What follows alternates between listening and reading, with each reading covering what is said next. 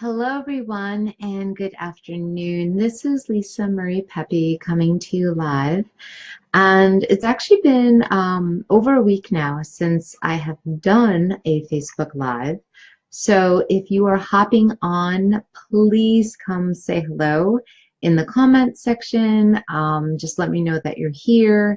If you want to throw some emojis my way, that's pretty cool too, because I'm going to be talking about something that I'm super passionate about, of course, and something that actually has occurred most recently in my own life, and how I was able to essentially get what I needed and wanted, rather than settling, right? So that is why the title of this is called Stop Settling for Mediocrity.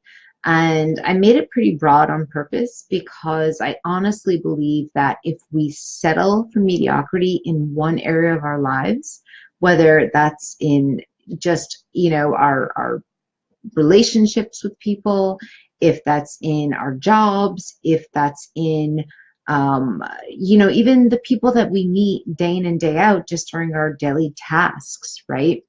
Okay, awesome. So I see a couple people have joined. Hi, Sarah. Hi, Sabrina. Um, yeah, so today I am talking all about how to stop settling for mediocrity when you were created for greatness. And let me give you a little brief recap of what that means.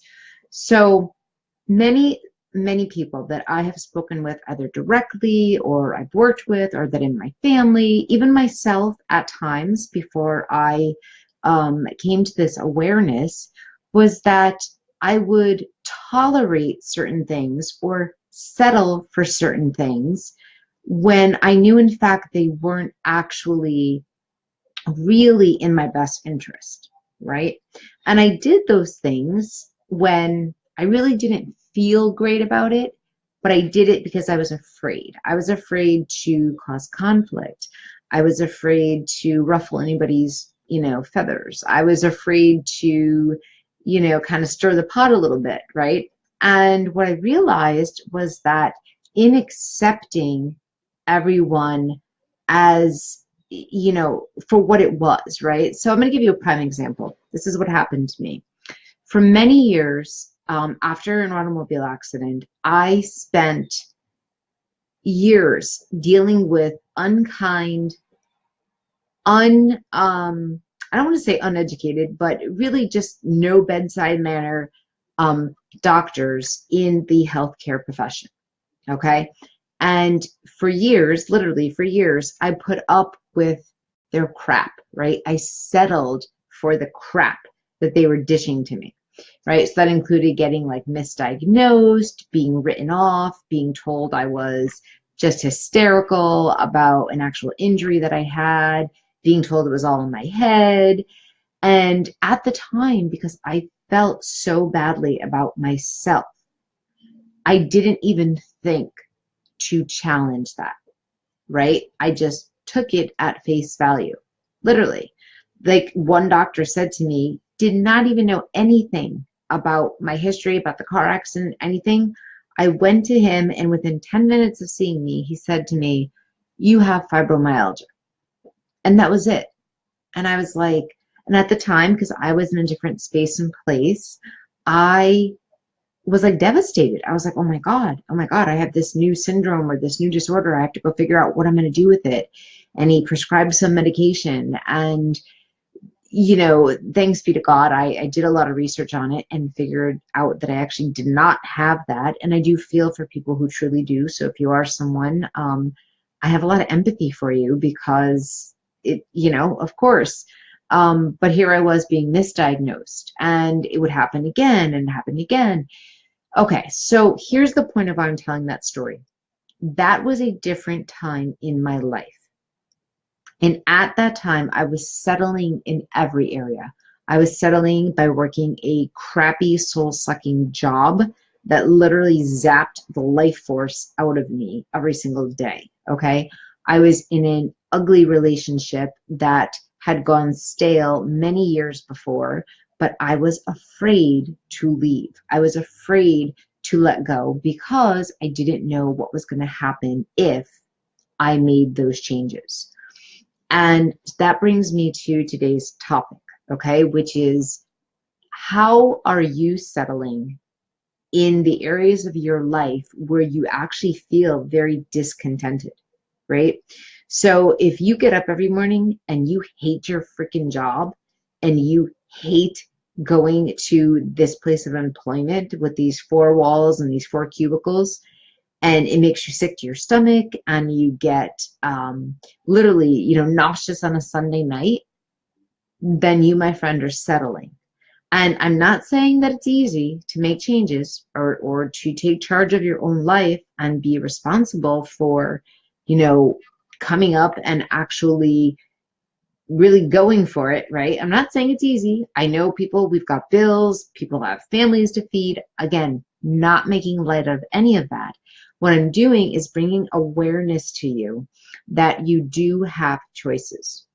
And every single time you allow those external circumstances to overtake you, okay, and overtake your health and your emotional well-being, you are settling. Now, again, I'm not advising that you go out and just quit your job tomorrow unless you feel called to do that. There are plenty of people who have done that and they've actually done quite well.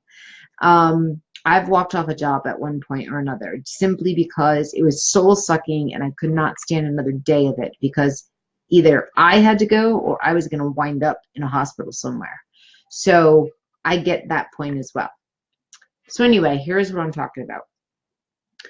If you are that person, okay, and again, you're getting sick to your stomach on Sunday night, the thought of going to work on a Monday morning makes you nauseous and you get stressed and you're feeling anxious, that is an indication that you are settling in that area of your life. And then I would actually challenge you to ask you, well, if you're settling in that area of your life, where else are you compromising your values, your standards, your own health and well-being? If you're doing it there, where else are you doing it? Are you in a relationship that's unhealthy, unfulfilling? Are you in a friendship with someone who is really just kind of sucking the energy out of you? You're always there for that person. At the drop of a hat, they call you in the middle of the night and you're there for them. And then when the tide is turned, they don't reciprocate or they don't show up. You're settling, right? So again, pointing out the indications and the indicators and the things that are happening to you, but also pointing out the fact that you have choices to make in almost every single circumstance of our lives. We have choices. And I'm all about empowerment. I'm all about taking back our personal power, our autonomy to do and say and think in ways that feel good for us. Now, of course, we live by laws and we are in a governed society. I totally get all of that. I'm not even talking about that stuff, okay? What I am talking about is thinking outside the box, okay? If you are someone who, like I was saying, goes to work every single day and you feel absolutely awful about the work, it's not in integrity with what you do or how you see the world, then, my friend, consider either another job, consider becoming an entrepreneur, consider doing things your own way in a different space and place, look for another job. Similarly, if you're an entrepreneur like me and you're not happy at the end of the day because you feel utterly drained, you're not making enough money, you're not getting the kind of clients that you desire to work with, you need to take a look at yourself and ask yourself, why are you settling? Why are you settling by taking clients that aren't aligned with who you are, right? And a really good indication that we are aligned and that we are doing and operating in integrity and in fashion with our own core values is the way that we feel emotionally, typically. And then it manifests physically, of course. But typically, if we feel good emotionally, if we can put our pillow, on the bed and our head down on the pillow at night, and we feel calm and we feel secure and we go to sleep without any fear or stress or annoying feeling that, oh my God, I don't want to wake up tomorrow kind of feeling, then you need to do some self-reflection and figure out where you can really make changes. And again, guys, I'm not talking about this as if someone, who has never been on the other side of it, right? Like, I did that. I was the victim. I was in victim mode for a very long time. And I allowed people to mistreat me, bosses, a boyfriend, just doctors, right? And again, so getting onto this whole thing, which really prompted me to say this, was I had an appointment with my doctor this past week, and he's an amazing person. He really is. But someone he referred me to was not. Okay? The person was very unkind. They were very, very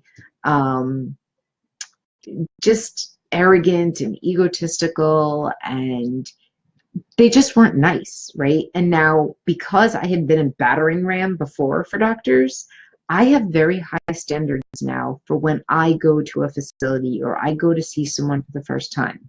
I go in, I'm kind, I try to be very respectful of their time, and if they're not going to meet that same standard for me, then I have no time for that. I will bless them and simply move on, right? And so that is what prompted me to get on to talk about this stuff right now. It is because I know if that had been me 4 years ago, I would not have said anything to the doctor this week when he asked me, oh, how was your visit with Dr. So-and-so? Because I was truthful. I said, well, truthfully, I found that person to be very abrasive, very dismissive. They didn't really listen to what I had to say. And my doctor said to me, well, I'm very sorry that happened to you. I'm actually going to do a little bit of research into that and find out why. Because they were all in the same sort of building, right? So he could kind of talk with that person and try to find out what was going on. So again, that is what I'm saying. I am here for one reason only, and that is to simply empower you to be the best possible version of yourself. And that applies to all areas of your life, your work life, your family life, your business, if you own one. And again, if you're settling, you need to really do a reality check and just ask yourself, why? Why are you settling? Why? Right? There's a reason. There is a reason. For me, it was because of self-loathing at one point in my life. I didn't like myself very much at one point in my life. In fact, I pretty much hated myself, right? And, well, if I can't stand to be with me, how could I expect anybody else to gravitate towards me who would be in my best interest, right? It's pretty simple.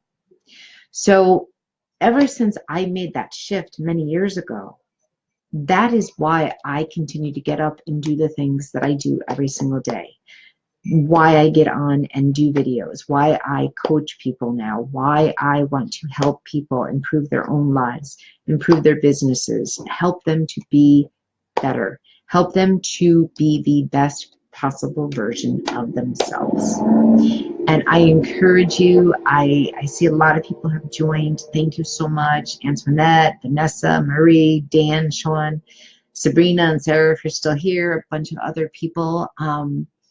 I really, really, I would love to have your comments or suggestions, or if any of this is hitting home or making sense for you, in what areas are you just truly settling, which means not happy, not healthy, not feeling great. There's so much that goes into that. And I want you to know, if nothing else, and if you don't hear it from anybody else today, hear it from me, that you deserve to be happy, you deserve to be healthy, you deserve to be strong, you deserve to be blessed, you deserve to be wealthy, you deserve to be abundant, you deserve to have a life that you love and a life that loves you back, period. Plain and simple. So hit me up, guys, with questions, comments, anything. I want to be here to support you in whatever stage of growth you're currently going through. All right, thank you for watching. If you like this video, please feel free to share it, like it, love it, send emojis, comment, do whatever. All right, thank you for staying with me. I appreciate and love all of you so very much. Take care, guys. Bye.